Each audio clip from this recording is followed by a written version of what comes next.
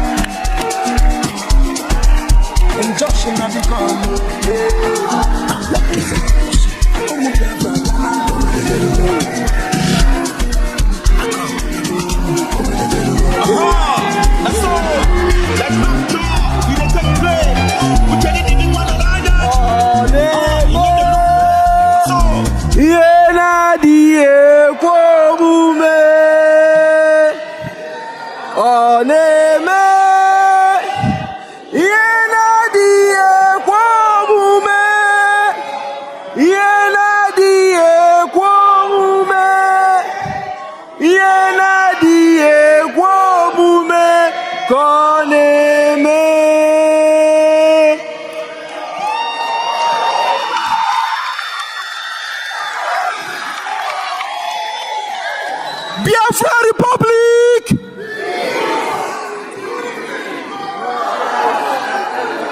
Biafra Republic! Peace, unity, progress, and equity. They said that the Prime Minister is inciting violence. They said that he's inciting us. But today he's not here and we are here. That is a statement. That is an exoneration. Yes. The Prime Minister is one of us who is taking the lead to get us to our destination. He's the good guy.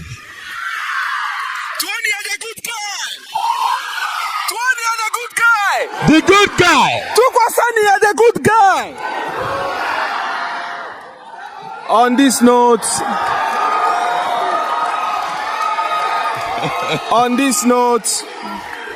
note, in his absence, please permit me to welcome the Honorable Prime Minister Obatobie I of Biafra land, Anon Kankampi.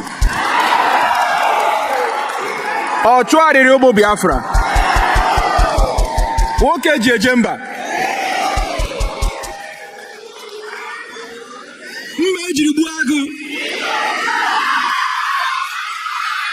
Mr. Prime Minister, Honorable Ekpa Simon Njoku, welcome to the Biafra Convention.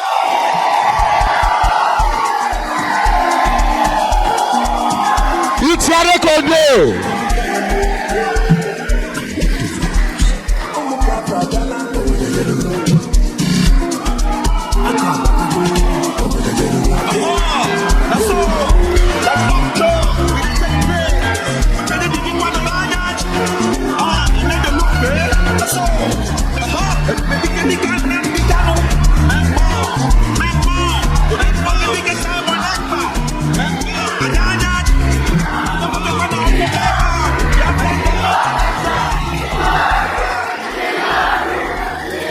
Thank you.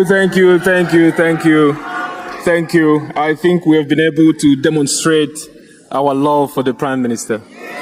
He is so dear to us. Wherever he is, he's in the spirit with us. On that note, I call on the Chief of Staff of the Biafra Republic Government in Exile, Dr. Ngozi Orabreze, to come in and stand for the Prime Minister and to deliver his speech. And there was yours.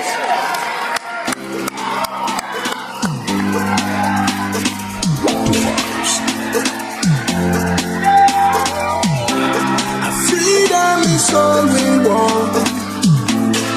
Freedom we got. Many sacrifice and many parents up. But here we go. We jump for our praise. Cause we don't care for the soul. Just hand us love. To lose around. Tell them say Africa don't see. Tell them say they fall down. Tell them say we up with the head.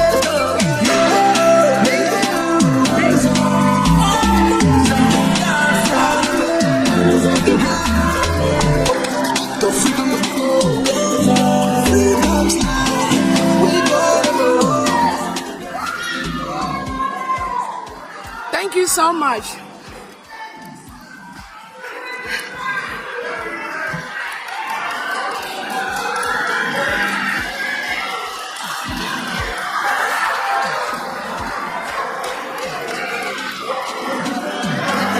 Thank you.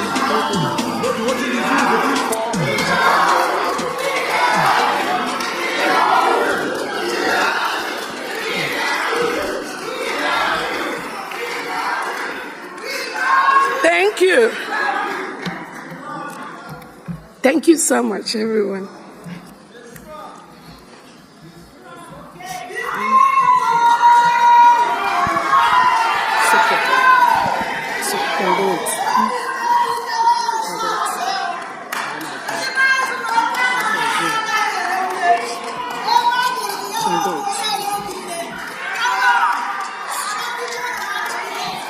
We are here with you, remember, okay? You are not alone.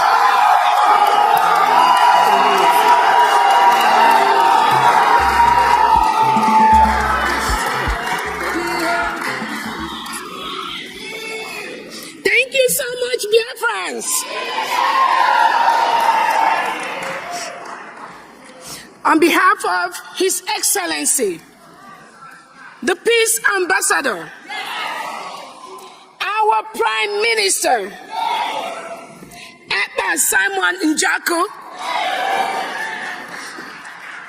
I, Dr. Ngozi Orabreze, the Chief of Staff of the Biafra Republic Government in Exile, soon to be the United States of Biafra,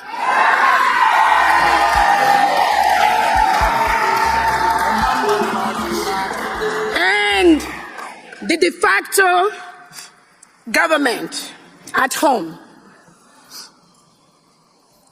by the powers conferred on me by His Excellency, the Prime Minister, I'm going to go ahead and read his speech.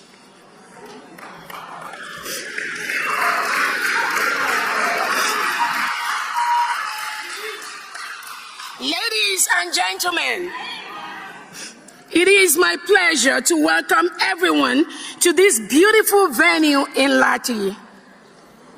Thank you to the people and the government of Finland. My name is Dr. Ngozi Orabreze. Our presence here today, let me see. Oh, I'm sorry. All right. I stand here on this memorable event in Lahti to welcome Biafrans and dignitaries from all over the world that are here present in Finland. Last year, we gathered in Helsinki to chart a new course for our people and fight for our freedom. This year, we are gathering again to review our progress and make definite statements about our freedom. The challenges we face are still enormous, But one thing is clear. Because our angels, Biafra Defense Forces and resistance fighters, have discharged their duties with utmost professionalism, the oppressors have realized they can't kill their way out of our quest for freedom.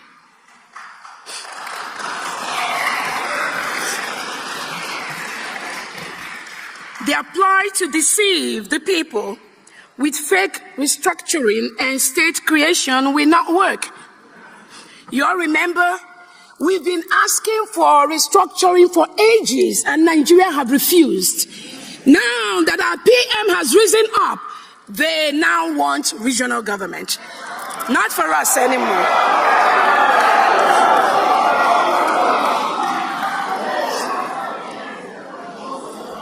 None of these ploys will bring back the thousands of Biafrans the Nigeria state have killed just for carrying flags or on mere suspicion of being an indigenous people of Biafra membership. Just for being an IPOB, just for being a Biafran, Nigeria murders our people in the thousands. Many families have been rendered childless, motherless, and or fatherless by the Nigeria state. Many people have had their homes and businesses burnt or destroyed by Nigeria state. Many more people have died as a result of secondary effects of the pain and suffering we have had to endure in the hands of the Nigerian state. My fellow Biafrans, as I look back over 3 years since the abduction and extraordinary rendition of our leader, Onyendu Mazi Nnamdi Kanu, MNK, and the severe suffering this act brought onto our people, I am saddened by the extreme cruelty the Nigerian state has unleashed on our people. We have endured a lot and stand to endure even more, underscoring our resolve to attain our inalienable God-given right to existence, freedom, pursuit of happiness and livelihood. Biafrans are begging to live. We are begging to live. Not anymore. Not anymore. The Nigerian state has been anything but an impediment to all these ideals, hence our resolve to exit the enclave that has never been more urgent than now. I salute the courage of Biafrans in the homeland who have borne the brunt of Nigeria's state-sponsored cruelty, particularly those who have paid the ultimate price and their families. To the Biafrans in diaspora, I cannot thank you enough for standing up for your compatriots and being a source of hope for the defenseless people in the homeland who are victims in many respects, including loss of our collective wealth to a select privileged few who then turn around and denigrate the people as miscreants. This sorry state of the enclave is the primary inspiration for MK's fight for the freedom for our people, on realization that a fix within the current enclave and its institutions is impossible.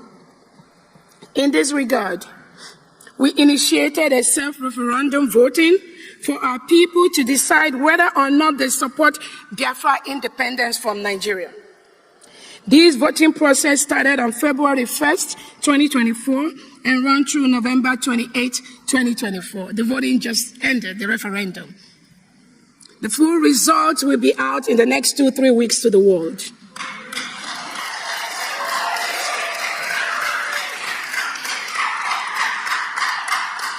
The participation was massive, with approximately 50 million votes cast. The result of the self-referendum will be released later in the next 1 or 2 weeks.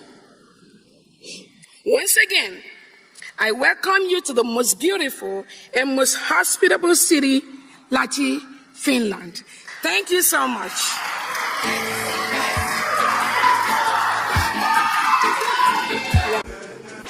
Biafrans, thank you very much for your presence here. I want to recognize our leader, Mazi Nnamdi Kanu. I want also to recognize our Prime Minister, His Excellency Simon Ekpa. They have given our people hope.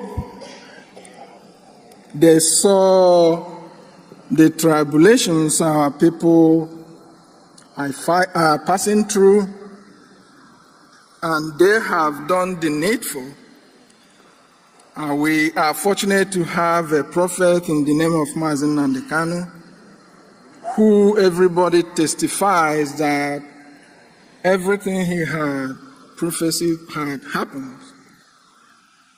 In the same comparable capacity, our Prime Minister has promised a lot of things, and pretty much everything he has promised, he has delivered, including this day.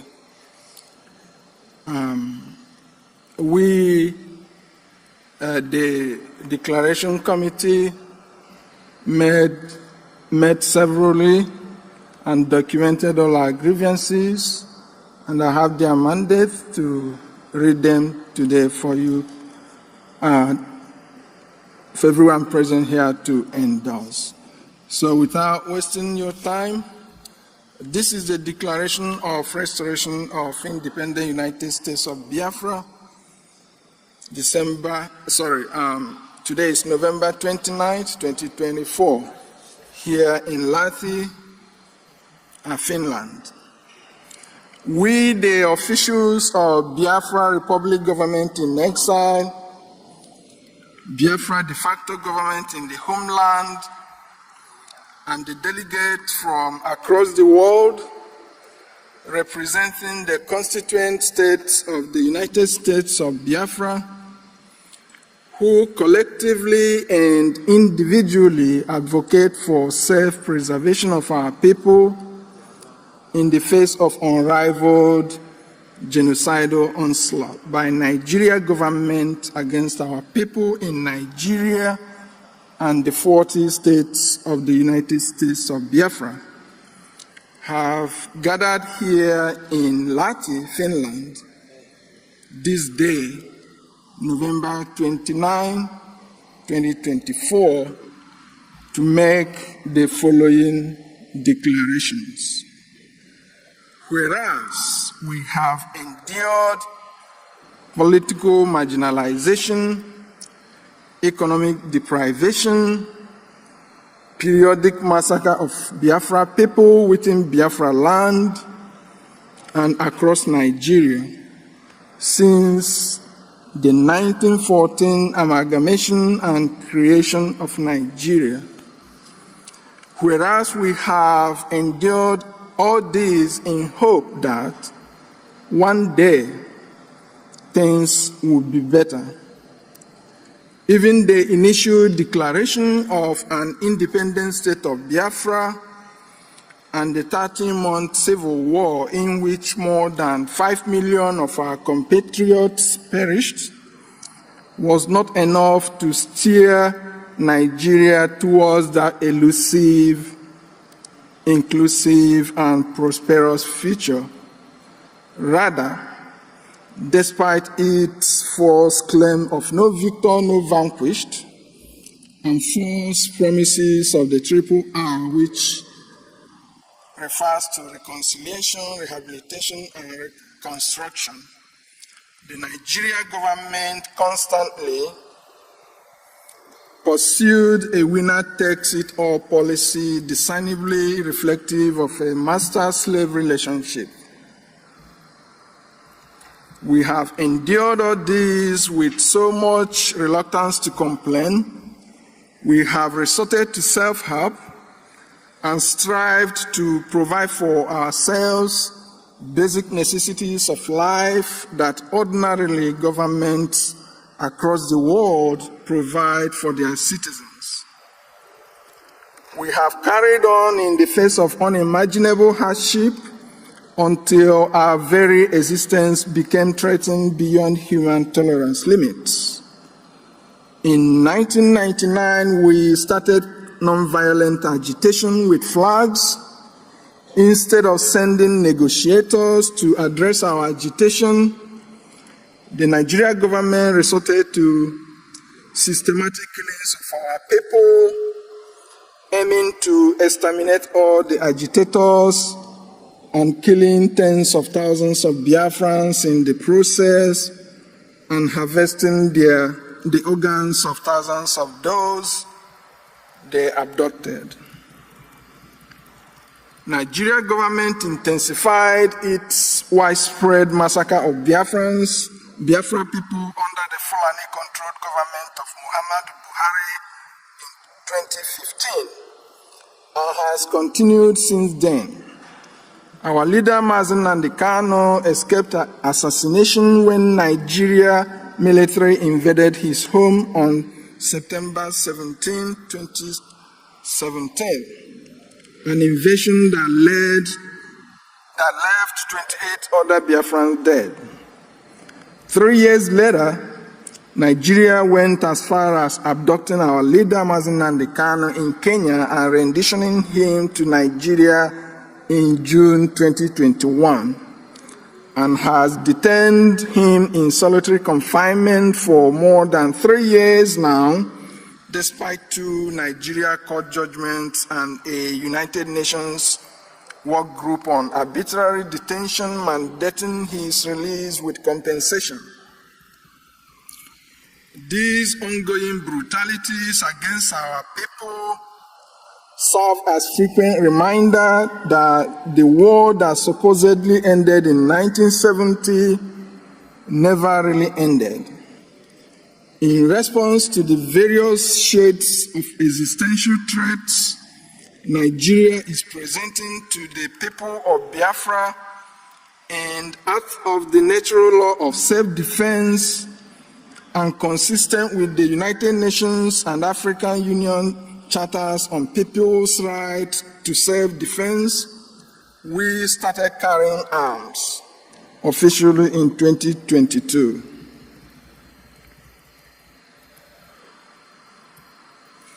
Now, therefore, to protect ourselves from government-sponsored violence, we have reached an incontrovertible conclusion that self-determination and self-governance are the only viable permanent solutions against ongoing violence orchestrated by the Nigeria state against the indigenous people of Biafra, and both give us state power to protect ourselves from external aggression such as invasion by Fulanis from other countries, which Nigeria is not preventing but facilitating. On the basis of these and many more grievances listed hereunder, and knowing fully well that we are a group of people confronting several extenuating circumstances that collectively make our people an endangered species, and knowing fully well that the only means for our collective survival is self-preservation and self-determination, we are taking these steps to declare the restoration of the independence of the United States of Biafra, also known as the Confederating States of Biafra.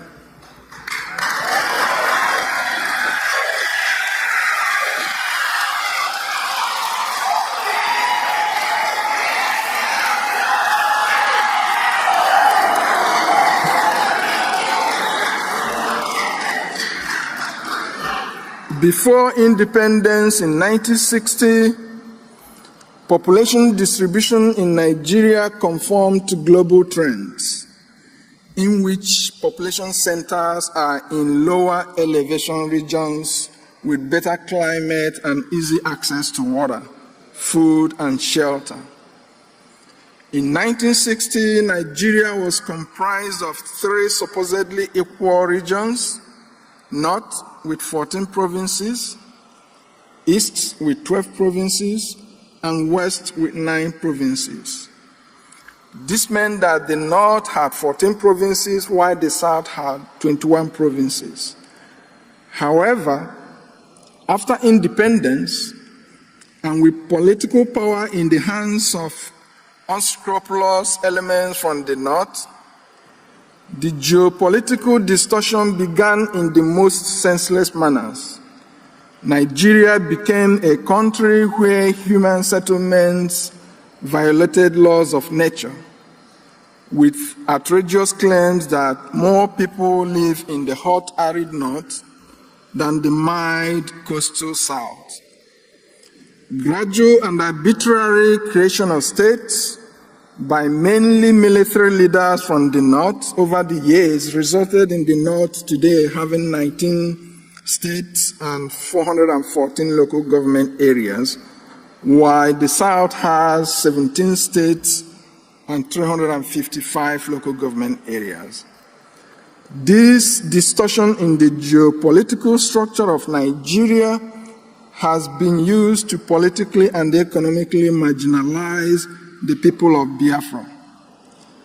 Because the number of states and local governments are directly used for political representation and revenue allocation to the disadvantage of the South, even though as much as 90% of the resources sustaining Nigeria come from oil and gas resources in Biafra land.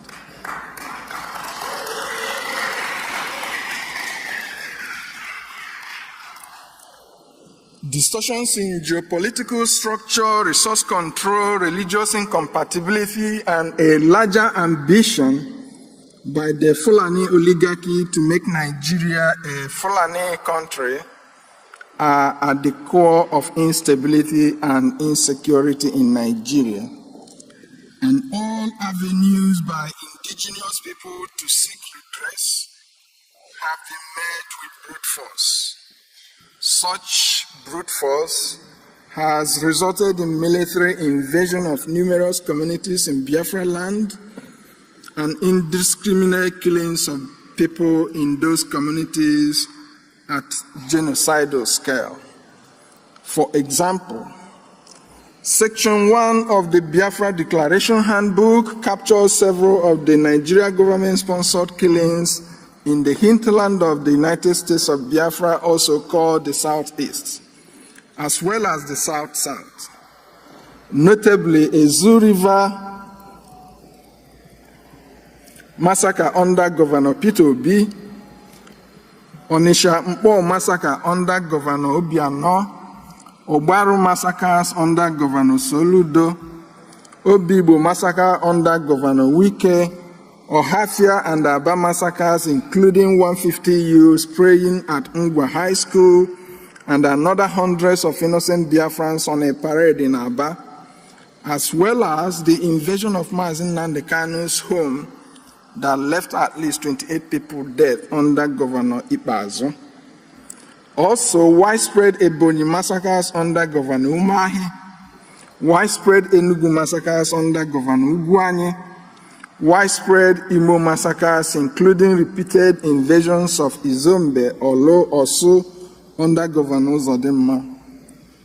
Nigeria terrorist forces also unleashed mayhem and killed hundreds of Biafrans who were celebrating in Port Harcourt Donald Trump's victory in the 2016 US presidential election. In all days, tens of thousands of Biafrans have been killed. But the coastal regions of Biafra have also not been spared in these killings, and more than 4,000 people were killed between 1999 and 2024. In particular, Ode massacre in 1999, Kwale massacres in 1999, and ongoing Ozoro Ole massacres 1999, 2003, Uweru massacres 2021 to 2023, Okuama massacre 2024, Olodiama massacre 2024, and not to forget one of the worst recorded massacres in human history in Asaba, 1967-70.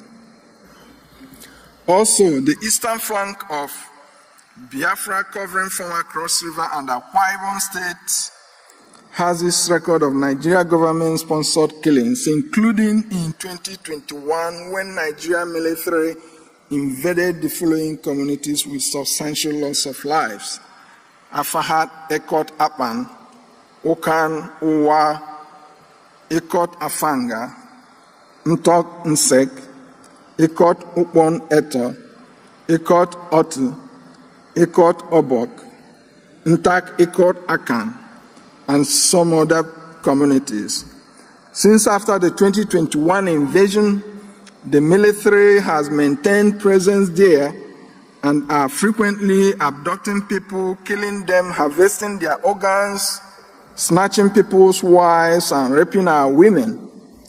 They maintain checkpoints where travelers must disembark from their vehicles with arms raised while passing the checkpoint on foot. This pattern of military and police intimidation is commonplace in the whole of Biafra land. It beats our imagination how people's lives can be devalued this much in one's native country. In contrast, there has never been military invasion of communities in northern Nigeria, just as there are rarely communal clashes in the north, unlike the south. Because of Nigeria government's divide and rule strategy in the south, several communities are separated from historical alliances and forced into new ones, often with poorly defined boundaries. Such machinations by the Nigeria government have been responsible for the spate of boundary-inspired communal clashes in Biafra land, which is relatively absent in the north. The United States of Biafra will reunite communities along natural and historical boundaries and bring an end to boundary disputes. Aside from killings directly conducted by Nigeria government, various Fulani-affiliated terrorist groups such as Boko Haram, ISWAP, Fulani herdsmen, in their desire to displace indigenous people and take over their lands, are invading communities and slaughtering them in a scale never seen before. For example, many Fulani installed kings and political appointees forcefully seize indigenous people's lands and transfer the lands to Fulanis. The Oba of Benin is reported to have sold in 3 years 1,200 acres of land to Aligoke Dangote, and Dangote trucks are used to ship in Fulani terrorists into these lands, from where the Fulanis operate and unleash terror in the neighboring communities and the entire coastal region, especially in Ekpa State, former Delta State, where the kidnappers in Ekpa land come from Benin, former Edo State. The Fulani terrorists and kidnappers in Awo, in Abovo County, reportedly will make you cook for them, cook for the terrorists, and have you watch them rape your wife in order to spare your life. And you have to pay 5 million naira for them to release your wife to you. Furthermore, kidnapping and rape by Fulani herdsmen in several communities in Delta State like Ibide and Avre in Isoko have been reported. Such attacks have contributed to farmers not being able to access their lands, resulting in widespread hunger and poverty. Repeated attacks by Fulani terrorists and killer herdsmen in 2001, 2010, and 2023, and early part of 2024 in Uweru Kingdom in Urubu Isoko led to over 300 persons losing their lives. In the eastern flank of the United States of Biafra, Fulani terrorists are operating unchallenged as they have established terrorist cells at Obanliku, Obudu, Bumaji, Ugoja, Akampa, Mbak, which they renamed Nasarawa, Bogobri, where they sell human parts of those they killed, particularly those that are unable to pay ransoms. Often the military is accused of complicity or in the minimum unwilling to prevent or stop these atrocities from happening. It was on the account of this that General T.Y. Danjuma famously said that the military colludes with the invading terrorists, and that if we wait for the military to protect us, we would all die. And he consequently asked indigenous people to explore opportunities for self-defense. And that's what we are doing. We are not committing terrorism. Rather, we are defending ourselves against terrorism.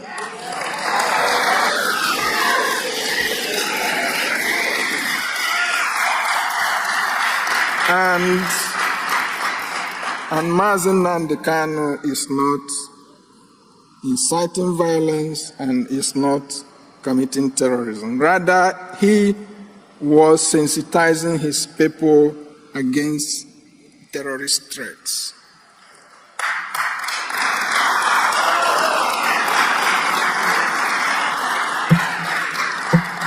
In the same vein, our Prime Minister Simon Ekpa is not committing terrorism.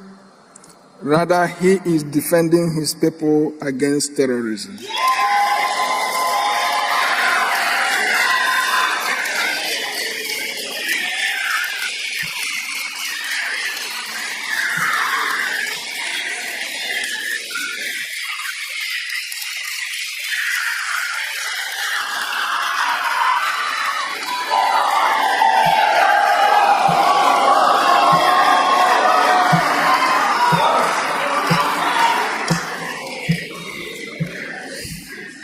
I stand here to say that all over the world, killing people is called homicide, and it's a crime.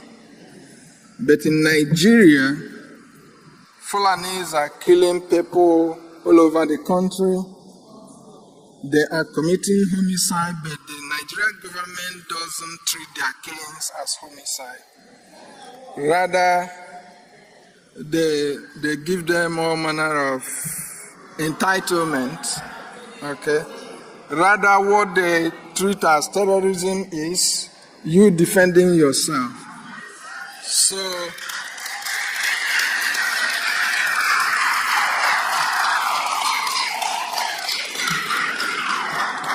Nigeria government wants you to level and kill.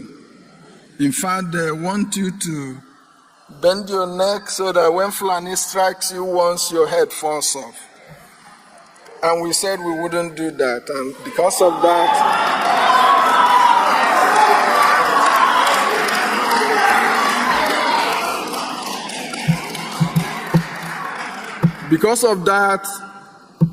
we are hell-bent defending ourselves against terrorism, including against Britain. Okay?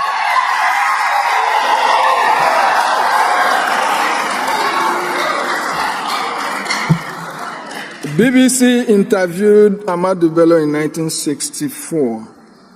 And if you listen to that interview, you will see that Nigeria was never one country.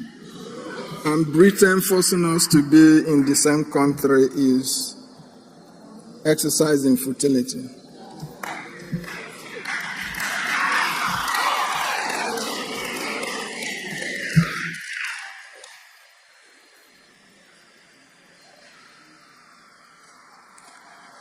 Since the April 14, 2014 abduction of the Chibok girls and Nigeria government's refusal to rescue the girls, Boko Haram and other Fulani invaders have acted with so much impunity, leaving extreme savagery in their trail. October 30, 2024, the press reports that Fulani invaders have taken over the largest Nigerian military training camp in the north. There is no word yet from the government. Even the blind can see the game plan.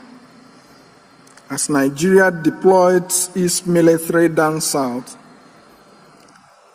foreign invaders overrun the north. The entirety of the confederating states of Biafra have come to the realization that without state autonomy, it is impossible for us to exercise full control over our land, which makes it easy for grabbing by invading terrorist headers who, despite being armed, also enjoy protection from the military if indigenous people are to confront them. The political and economic marginalization of people of Biafra are well documented in sections 1 and 2 of the Biafra Declaration Handbook, and a few of them are listed here.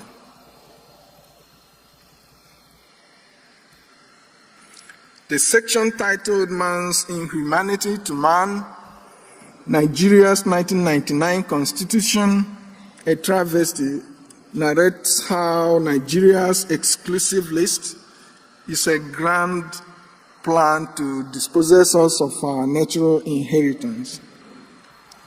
It is noteworthy that while the Nigeria government has added every imaginable resource in the south to the exclusive list, comparable resources in the north are left under the control of the north, such that oil, gas, and solid minerals, including salt, in the south are in the exclusive list and therefore under the control of the Nigeria government.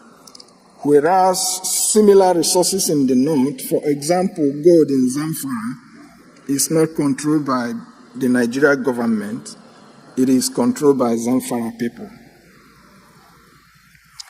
While Nigeria government cuts away the proceeds from oil and gas exploration, our people are left to suffer the environmental degradation caused by exploration and production activities and the associated oil spills that have ruined aquatic life, fishing, and access to potable water in the region. Preceding the 1999 Constitution was Abuja 1989 Declaration that set out an Islamic agenda to transform Nigeria into an Islamic state. They sought to make Nigeria a member of the Organization of Islamic Cooperation, ensure that Muslims control strategic positions within the country, and ultimately have Nigeria ruled by a president and vice president of the Islamic faith, a feat they have achieved with the 2023 selection and coronation of Bola Ahmed Tinubu and Yerima Shetima as president and vice president, respectively. Aside, many indices of religious incompatibility abound and frequently lay bare the deceit of one Nigeria. Times without number, Christians and Biafrans are killed by the Islamists in Nigeria over events that happen outside Nigeria.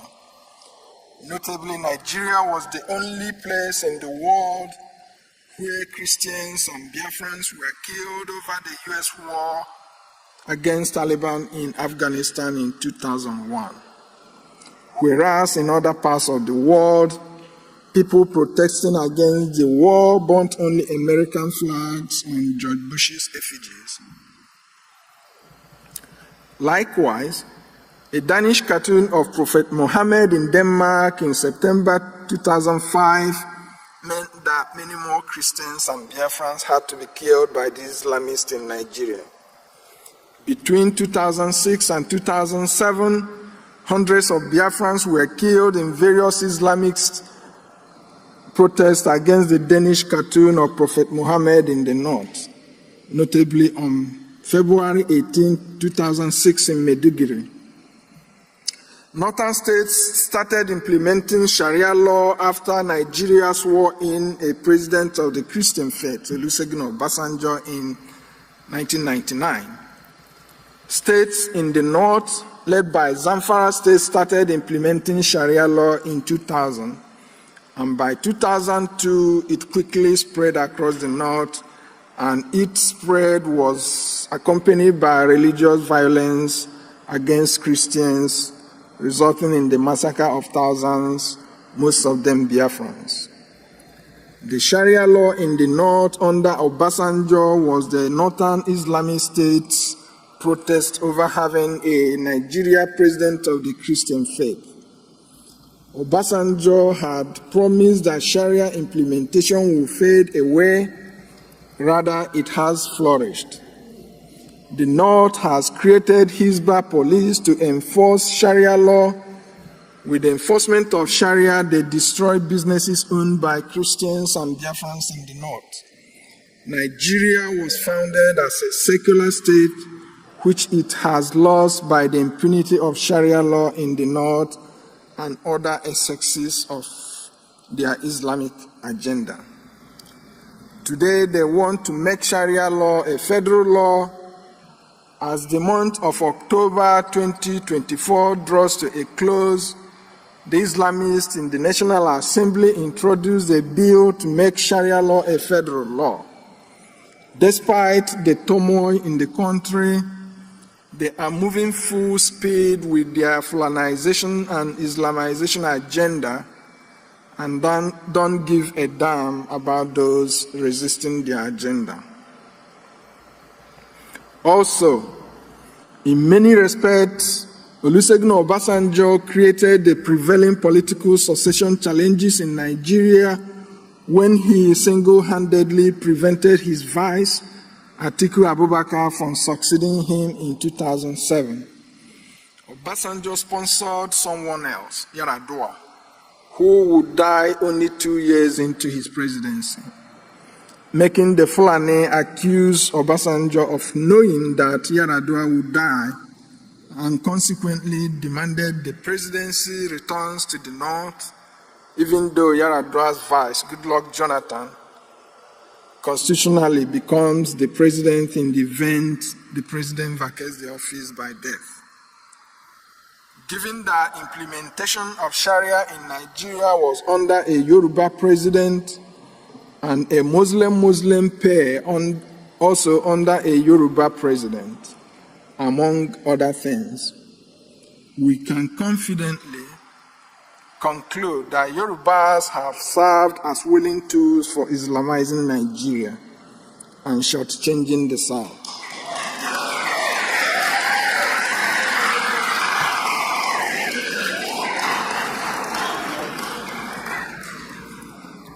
August 23, 2024, as reported by Sahara Reporters, Tinubu government excludes Southeast institutions as NEL Fund publishes student loan disbursement to 19 universities and other higher institutions. Practically excludes both Southeast and South-South, with the exception of University of Benin. Tinubu appears ready to continue with the same pattern of exclusion Biafra territories, particularly the Southeast, suffered under Buhari. Of course, long ago, Ahmadu Bello boasted that any president who is not from the South to rule Nigeria must be employed to fulfill their Islamic agenda. The politics of exclusion of the Southeast and South-South have been common throughout Nigeria's history, and successive governments have pursued it with fervent fervor. But it particularly took a new dimension under the Buhari government. During Buhari's tenure, he borrowed money from international lenders, including 16 trillion naira meant for poverty alleviation, and spent all to the exclusion of the Southeast and South-South. He also created new federal universities, and none of those universities was in the Southeast. Many people recall how the COVID era palliatives were given to other regions but not to the Biafra territories of Southeast and South-South. No other group of people in the world can take even 1% of the maltreatment Biafrans have endured in Nigeria. Imagine Yoruba contributing nothing to Nigeria, but in a position deciding who to include or exclude in the scheme of things. Or these shenanigans from Nigeria make our freedom inevitable. What is the value of life if it is so bare and so ridiculously deprived and devalued? In addition to the pain, marginalization and religious incompatibility have caused, cultural incompatibility is even as ominous as anything else we have discussed. Many people argue that Fulanis value cattle above and beyond human lives. This was recently a subject of discussion at the Nigeria National Assembly. Such value system has wreaked untold havoc on millions of Nigerians and Biafrans. The Fulani disregard for human lives underlies their propensity to commit genocide at scales not seen in modern human history, which makes it seem like we are reliving the Stone Age again. Hundreds of Biafrans were killed between 1993 and 1998 in northern Nigeria because of Moshood Abiola, who was believed to have won the June 12, 1993 election that was subsequently annulled.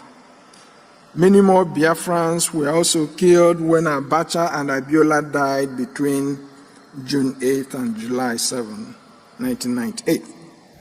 On April the 24th, 2011, more than 1,000 Biafrans were killed after Goodluck Jonathan, a Christian and Biafran, was declared winner of the Nigeria presidential election over Fulani Muhammadu Buhari.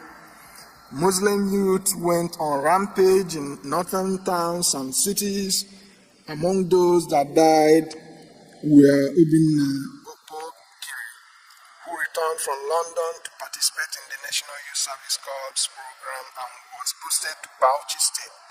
Also killed was Yukiri Aremi, a 2010 graduate of the University of Nigeria, serving in Damaturu, Yobe State. Several of these Islamist-inspired killings are spread over northern Nigeria and can occur at any time without notice. Other instances include Fulani invasion of communities in Biafra land, including Ehamufu, Izombe, Obanliku, Obudu, Bumaji, Ogoja, Akampa, Mbak, Bogobri, Ibide, Avre, Uweru, and other places, as well as Fulani killings and slaughtering of people who are unable to pay ransom, and in many instances, even after paying ransom. It does not make sense making references to one Nigeria when it is obvious that Nigeria is not one, has never been one, and will never be one.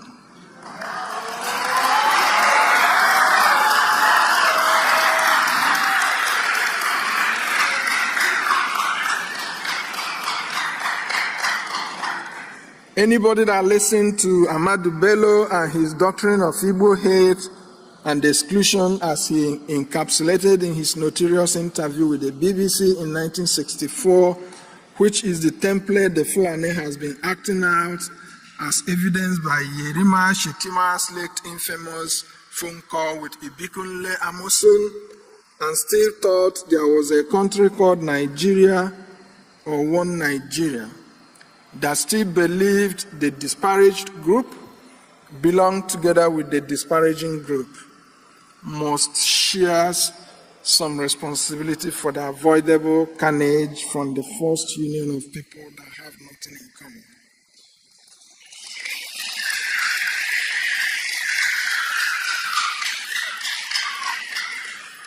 In the north, all Biafrans are identified as Igbo. So when you hear Ahmadu Bello mention Igbo, don't think you are not included because you don't see yourself as Igbo. When it starts happening, the North doesn't separate the man from Monisha, from that from Uyo or Aba. Neither do they separate the man from Enugu from the one from Calabar, just as they don't separate the man from Owerri or Port Harcourt from the man from Esan, Warri, or Yenagoa. The North sees all of us as one. They only divide us as a tool to weaken us and cheat us.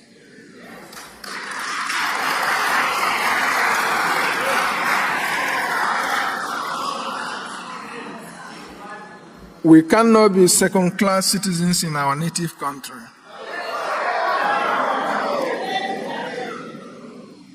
We would all embrace diversity if it means live and let live. But this is not the case.